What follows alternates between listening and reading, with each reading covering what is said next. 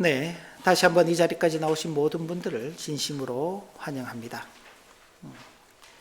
네, 오늘 제목은 교회의 거룩입니다.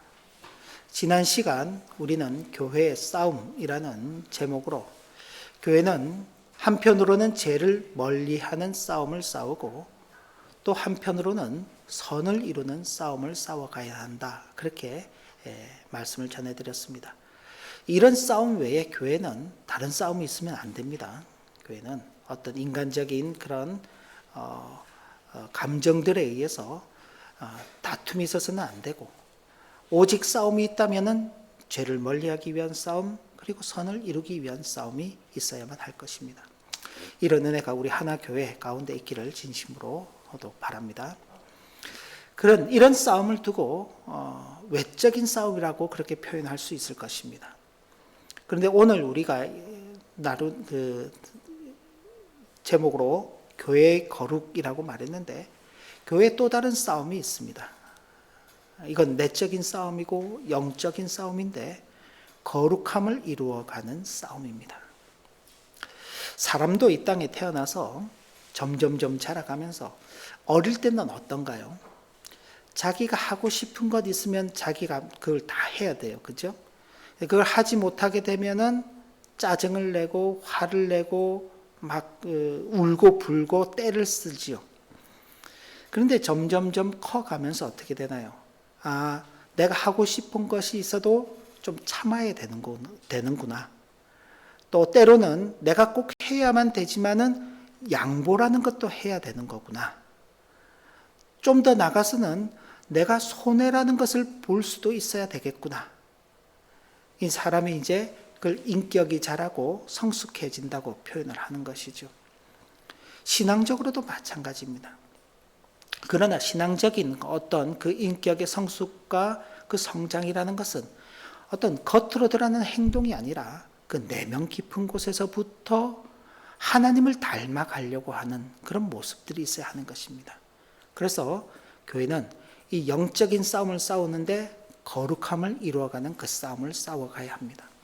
그래서 오늘 교회의 거룩이라는 주제를 가지고 또 함께 말씀 나누게 되기를 바랍니다. 자, 이렇게 영적이고 내적인 싸움, 거룩해지는 싸움을 싸우기 위해서는 우리가 우리 마음대로 싸울 수 있는 게 아니잖아요. 예를 들어서 싸움을 한다, 전쟁을 한다 그러면은 내가 싸울 수 있는지, 전쟁을 할 수 있는지 없는지를 살펴보아야 합니다.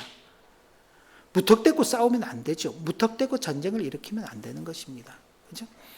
피치 못하게 전쟁을 해야 되는 경우 상대편의 군사는 어느 정도인지, 상대편의 전력은 어느 정도인지, 상대편이 어느 정도까지 동맹국을 맺을 수 있는지, 그런 여러 가지 분석을 하고 우리는 가진 것이 얼마인지, 그리고 과연 이 전쟁이 어느 정도까지 지속을 할 수 있는지, 여러 가지 것들을 따져서 승산이 있을 때 싸우죠. 그런 것들을 이제 늘 준비하는 것입니다. 그죠? 일반적인 국가와 사회도 마찬가지입니다. 그러면 우리가 그리스도인으로서 하나님의 형상을 닮아가는 그 거룩함에 이르는 싸움을 싸워가야 할 때 우리는 그럼 도대체 뭘 가지고 싸워야 하는가? 내 용기, 내 힘, 내 결단으로 그것을 해나갈 수 있는가? 그럼 불가능합니다. 우리가 앞서서 여러 시간에 걸쳐서 살펴보았지만은 우리는 죄의 흔적 가운데서 살아가고 있는 존재이기 때문에, 우리는 완전한 존재가 아니기 때문에 우리는 늘 불완전하고 죄 가운데서 그 죄의 욕망을 따라서 살려가는 그 욕구들이 자연스럽게 일어나는 존재이기 때문에 우리 스스로는 그 싸움을 싸울 수 없다는 겁니다. 그 싸움의 근거가 무엇인지를 살펴볼 수 있어야죠. 그런데 그 싸움의 근거는 우리가 하나님의 교회라는 사실입니다. 오늘 고린도전서 1장 2절을 보면 고린도에 있는 하나님의 교회라고 그렇게 표현을 하고 있습니다. 그러면서 그리스도 안에서 거룩하여지고 성도라 부르심을 받은 자들. 고린도에 있는 하나님의 교회가 도대체 어떤 교회냐? 그리스도 안에서 거룩하여지고 성도라고 이름을 부름을 받은 자들이다. 그럼 오스나브룩에 있는 하나님의 교회, 하나 교회가 오스나브룩에 있는 하나님의 교회입니다.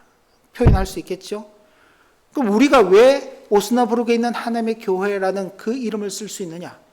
우리 역시 그리스도 안에서 거룩하여지고 성도라고 부르심을 받은 자들이기 때문에 그렇습니다. 그럼 이게 고린도 교회만 해당이 되느냐? 그렇지 않습니다. 각 처에서, 각 곳에서 우리 주 곧 그들과 우리의 주 되신 예수 그리스도의 이름을 부르는 모든 자들. 우리는 바로 하나님의 교회로서 부르심을 받았기 때문에 그 거룩에 이르는 싸움을 싸워 나갈 수 있는 것입니다. 하나님께서 그럼 어떤 우리를 부르셨는가? 이어지는 26장 26절과 28절의 말씀을 보면은 하나님의 부르심과 택하심 가운데 교회가 세워졌다, 그렇게 표현을 하고 있습니다. 그런데 그 중요한 부분들만 보면 형제들아 너희를 부르심을 보라. 하나님께서 세상에 미련한 것들, 지금 고린도 교회 성도들을 두고 미련한 자들이다, 그렇게 표현하는 것입니다. 완벽하지 않은 것이죠. 세상에 약한 것들을 택하셨다. 그리고 하나님께서 세상에 천한 것들과 멸시받는 것들과 없는 것들을 택하셨다. 택함 받을 만한 존재가 아닙니다.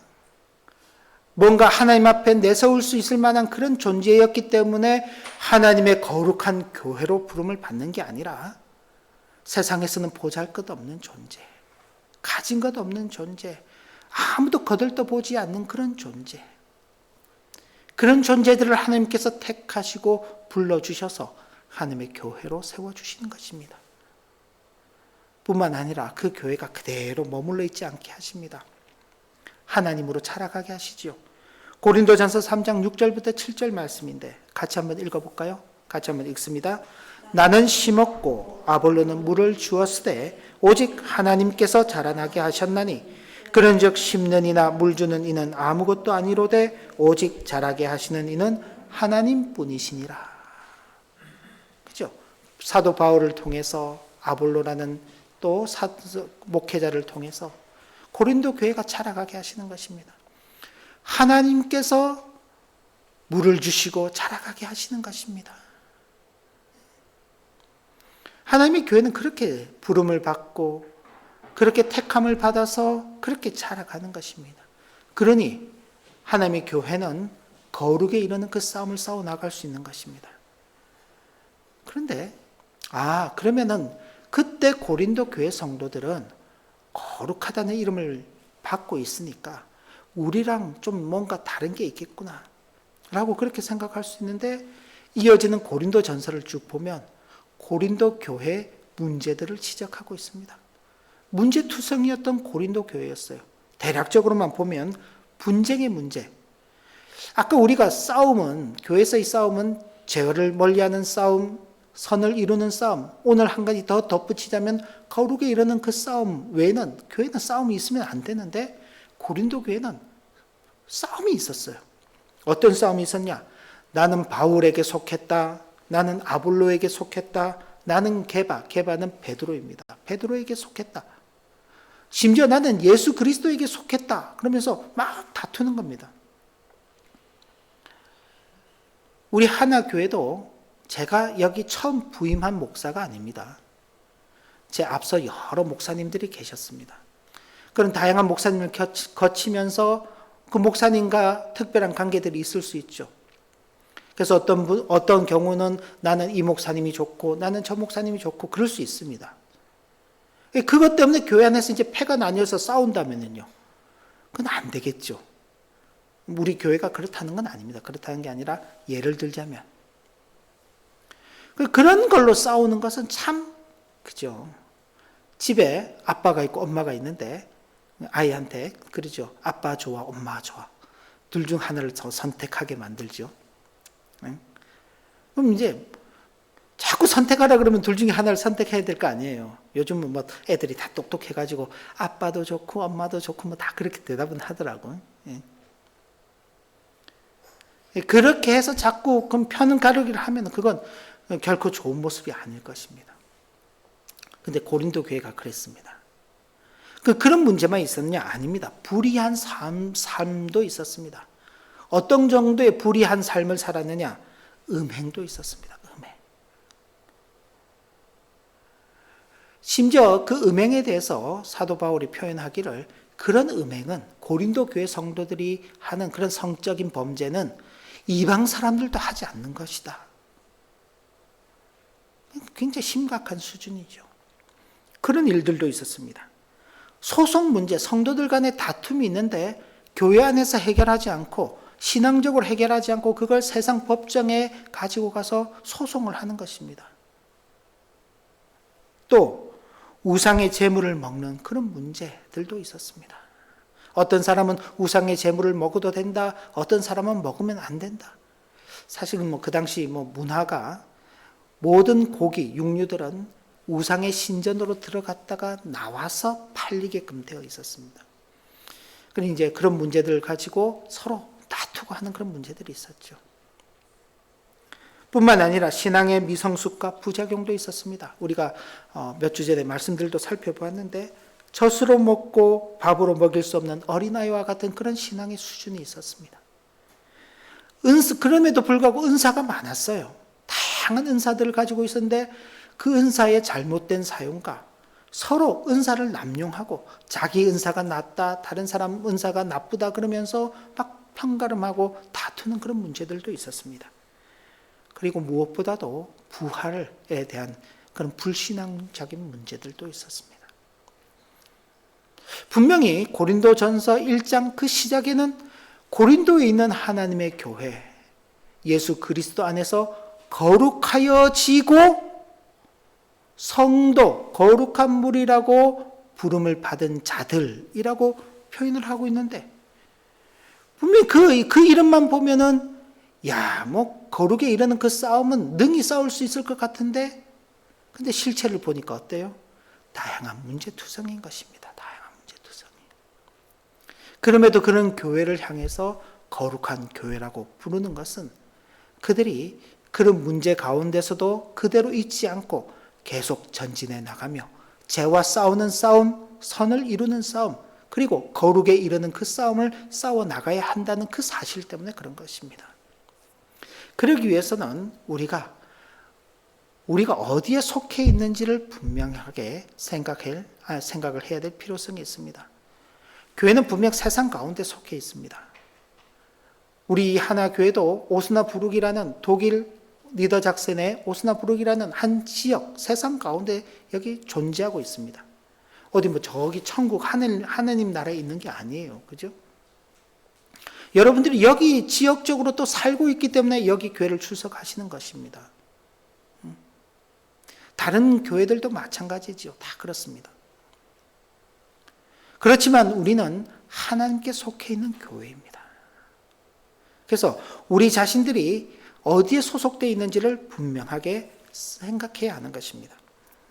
자, 앞선 시간의 말씀들과 조금 연결이 되는데 사람이 죄를 지으면 죄의 책임이 뒤따르는 것은 필연적이라 그랬습니다.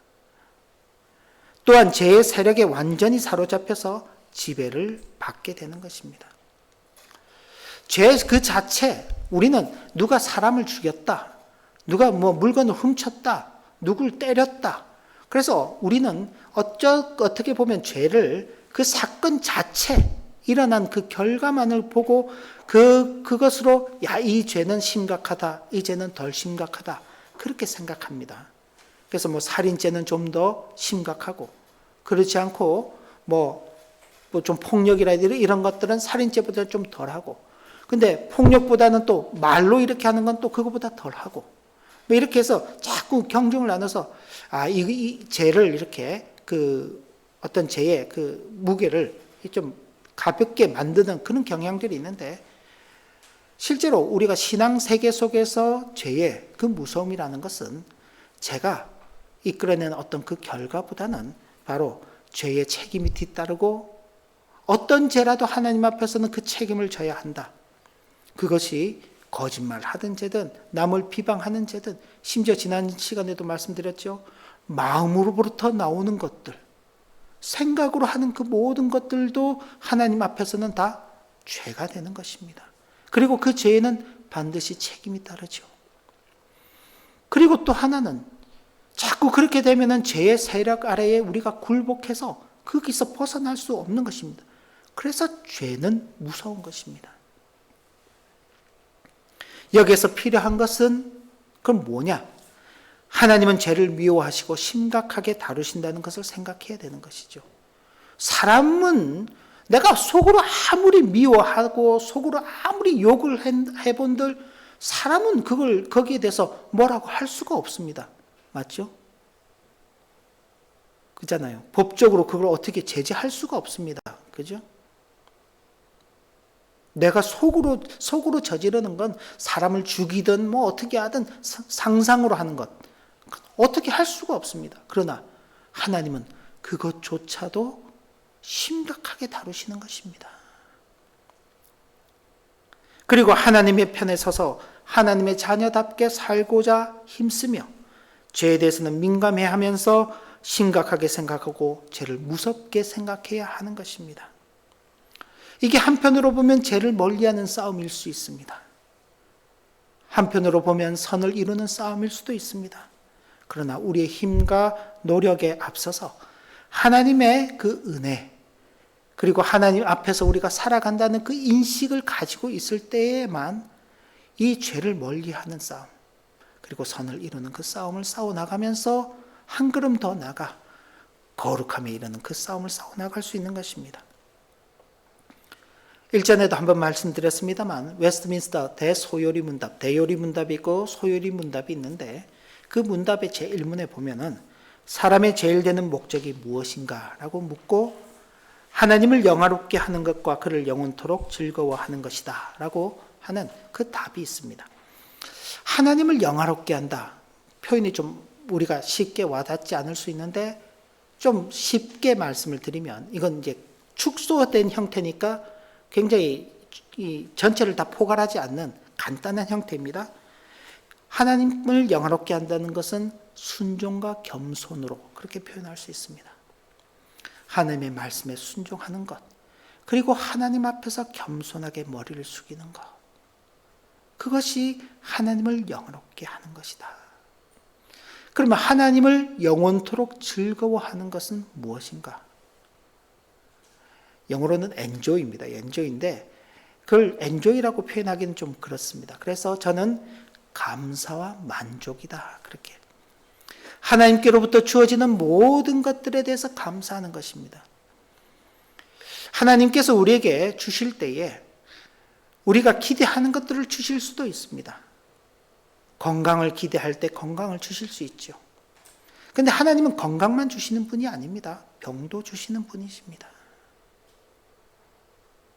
하나님은 때로는 우리가 기대하고 소망하는 지혜를 주시는 분이시기도 합니다만 그 지혜를 거두어 가시기도 하십니다.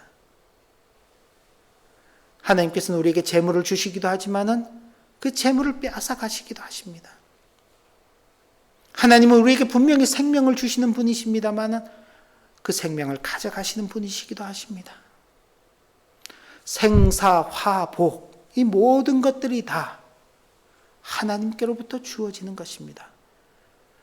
그 모든 것들을 다 감사함으로 받을 수 있어야 하는 것입니다.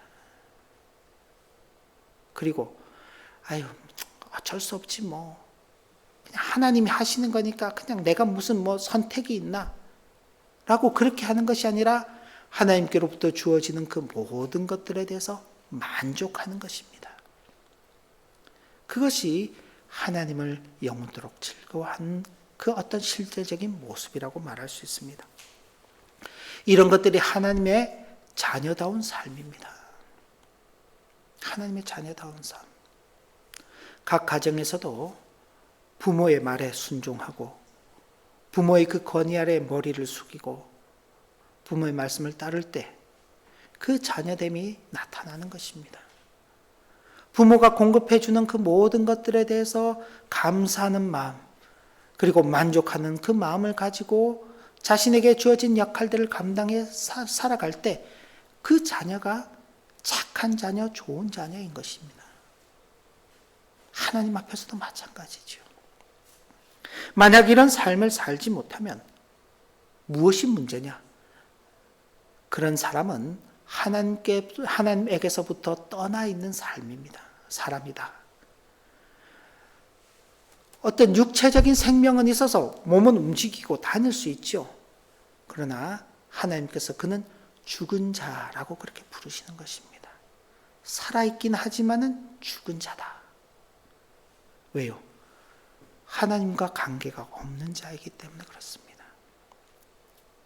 그래서 사도 요한은 요한일서 2장 15절부터 17절에 이런 말씀을 기록하고 있습니다.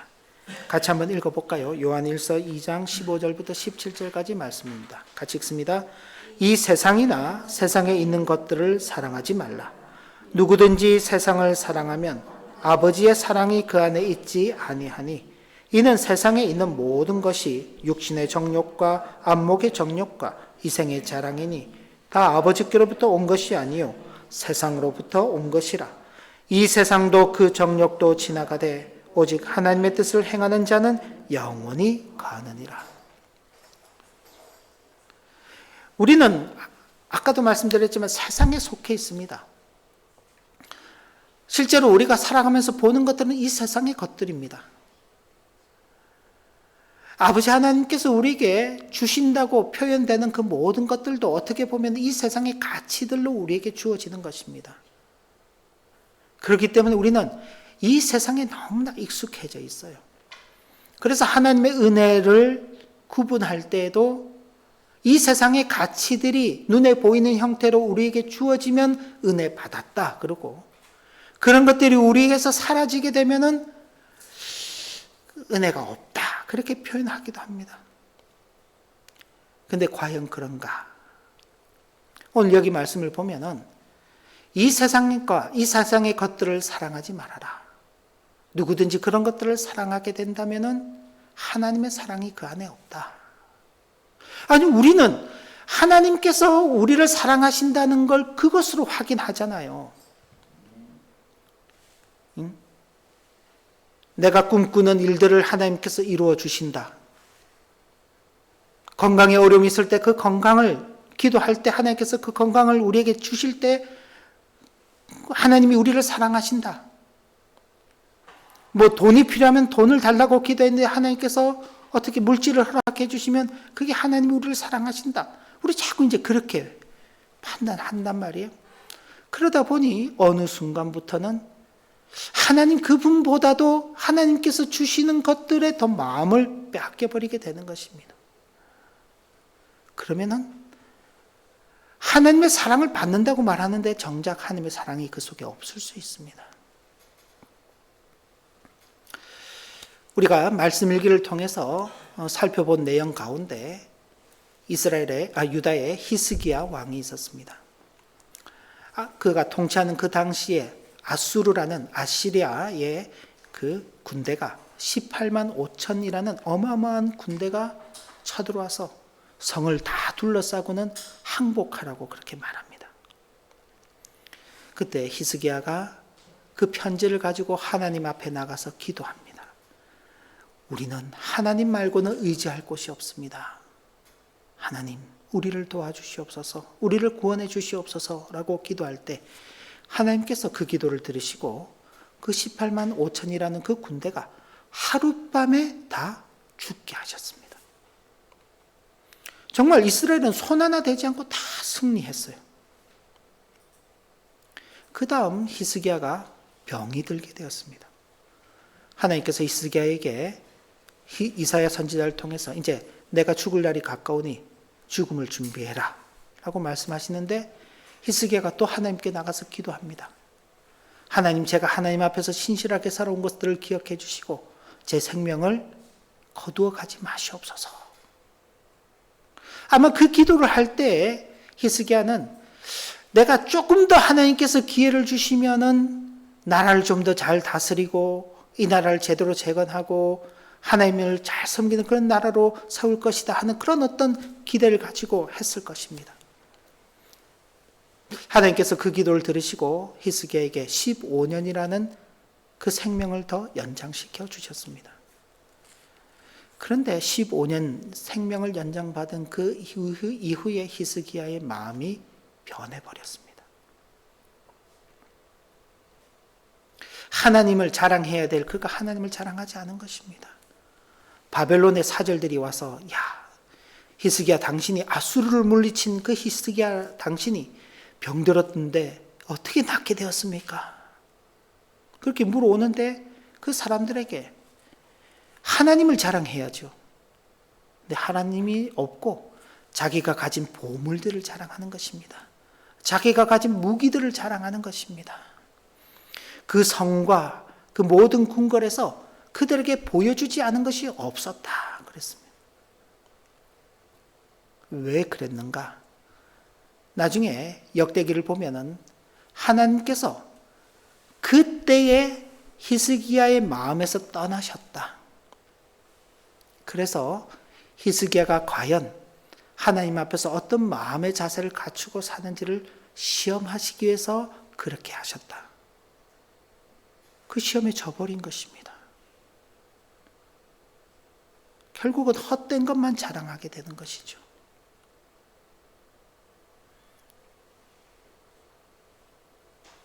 우리도 그럴 수 있는 것입니다. 그런데 분명한 것은 이 세상도 그 정욕도 다 지나가는 것입니다. 언젠가 우리도 이 세상 가운데서 이 세상의 것들을 다 내려두고 가야 하는 것입니다. 아무것도 하나 가지고 갈 게 없어요. 그런데 오직 하나님의 뜻을 행하는 자는 영원히 거한다라고 그렇게 말씀하고 있는 것입니다. 하나님을 영화롭게 하는 것과 영원토록 그를 즐거워하는 그 것과는 반대되는 삶이 세상을 사랑하는 삶이죠. 그러니까 하나님께 속해 있는 자로서의 그 삶을 살아갈 때에 하나님께서 그에게 영원한 것을 누리게 하시는 것입니다. 바로 그런 이유로 우리는 거룩에 이르는 그 싸움을 싸워나가야 하는 것입니다. 이 세상과 이 세상의 것들을 사랑하지 않는다는 것이 우리의 삶에 어떻게 드러나야 하는가? 그게 거룩에 이르는 싸움으로 드러나야 하는 것입니다. 이건 역시 우리의 힘과 열심이 앞서서는 안 됩니다. 그것으로는 싸울 수가 없습니다. 하나님의 은혜가 앞서 있어야 하는 것입니다. 그래서 이어지는 그 말씀들을 보면은 교회는 하나님의 은혜 가운데 하나님의 인도하심과 도우심 가운데에서 그 거룩함에 이르는 싸움을 싸워갈 수 있구나 하는 것을 확인하게 되는 것입니다. 고린도전서 1장 4절부터 7절까지입니다. 보시면 그리스도 예수 안에서 너희에게 주신 하나님의 은혜로 말미암아 내가 너희를 위하여 항상 하나님께 감사하노니 이는 너희가 그 안에서 모든 일 곧 모든 언변과 모든 지식의 풍족함으로 그리스도의 증거가 너희 중에 견고하게 되어 너희가 모든 은사에 부족함이 없이 우리 주 예수 그리스도의 나타나심을 기다림이라. 하나님의 은혜로 말미암아 고린도 교회 성도들이 하나님을 아는 그 지식의 충만함 가운데서 믿음을 지키면서 그리스도께서 다시 오실 그날을 소망하면서 살아가게 된다는 것입니다. 우리 역시 마찬가지죠. 하나님의 은혜가 있어야지만 우리가 하나님을 아는 그 일에 바로 서 있고 그 바로 서 있는 그 일에 근거하여서 우리의 믿음의 삶을 싸워나갈 수 있는 것입니다. 우리 교회 올해 표어가 말씀을 따라 행하는 교회입니다. 그런데 지금 1월, 2월 지나가면서 말씀을 따라 행하는 게 어떤 것인지에 대한 말씀보다는 우리 자신이 어떤 존재인지, 우리 교회가 무엇인지를 계속 집중적으로 말씀드리고 있는 이유는 그 주제에 따라서 우리가 이렇게 행하자, 저렇게 행하자 할 수 있어요. 그런데 우리 존재가 무엇인지, 우리가 과연 어떻게 해야 하는 것인지를 모른 채로 이렇게 하고 저렇게 행하는 것은 말씀을 따라 행하는 게 아니라 우리가 정한 대로 행하는 그런 교회가 될 수 있기 때문에 그런 것입니다. 교회는 하나님의 은혜가 있어야 하는 것입니다. 그래야지 그 거룩에 이르는 싸움도 싸워갈 수 있는 것입니다. 그리고 하나님께서 우리로 하여금 특별한 은혜를 베풀어 주시면서 그 거룩함을 이루어가게 하시는 것입니다. 8절 말씀 같이 한번 읽어보겠습니다. 주께서 너희를 우리 주 예수 그리스도의 날에 책망할 것이 없는 자로 끝까지 경고하게 하시리라. 여기 이제 주께서라고 표현되어 있지만은 좀 더 전체적인 문맥상에서는 하나님께서라고 표현하는 것이 훨씬 더 낫습니다. 하나님께서 너희를 우리 주 예수 그리스도의 날에 그 날이 이르기까지 책망할 것이 없다. 책망할 것이 뭔가요? 간단하게 이야기하면은 우중 들을 일이 없다. 심판받을 일이 없다. 근데 우리가 그렇게 하는 게 아닙니다. 하나님께서 어떻게 하신다고요? 우리로 하여금 책망받을 것이 없는, 다르게 표현하면 거룩함에 이르는 자들로서 살아갈 수 있도록 어떻게? 끝까지 경고하게 하실 것이다. 우리를 거룩하게 하시는 그 일에 하나님께서 특별한 열심을 가지고 계시는 것입니다. 그리고 바로 그 일을 위해서 우리가 하나님께 속해 있는, 하나님과의 특별한 관계 가운데 있다는 사실을 확인시켜 주십니다. 9절 말씀도 같이 한번 읽어보겠습니다. 너희를 불러 그의 아들 예수 그리스도 우리 주와 더불어 교제하게 하시는 하나님은 미쁘시도다. 우리를 불러가지고 우리가 하나님 앞에 나가서 우리가 주님께 붙어 있겠습니다. 우리가 주님과 교제하고 싶습니다. 우리가 하나님과 함께하고 싶습니다. 뭐 그렇게 애원복걸해가지고 그냥 하나님께서 어쩔 수 없이 받아주시는 게 아닙니다. 하나님께서 우리를 불러서 그리스도에게 붙여주시는 것입니다. 하나님과 함께하게 하시는 것입니다. 그런데 그 하나님께서 미쁘시다고 했습니다. 이 말은 신실하시다, 변함이 없으시다, 한결같은 그 마음으로 우리를 붙들어 주신다라는 그 표현인 것입니다. 그러니 우리는 하나님의 거룩한 교회로서 그 거룩함을 이루는 그 일을 싸워 나갈 수 있는 것입니다. 우리 자신을 보면은 싸울 수 없죠. 싸울 수 없습니다. 죄를 멀리하는 싸움 잘 싸우셨습니까? 어떻게 선을 이루는 싸움을 잘 싸우셨습니까? 지난주의 말씀이었어요.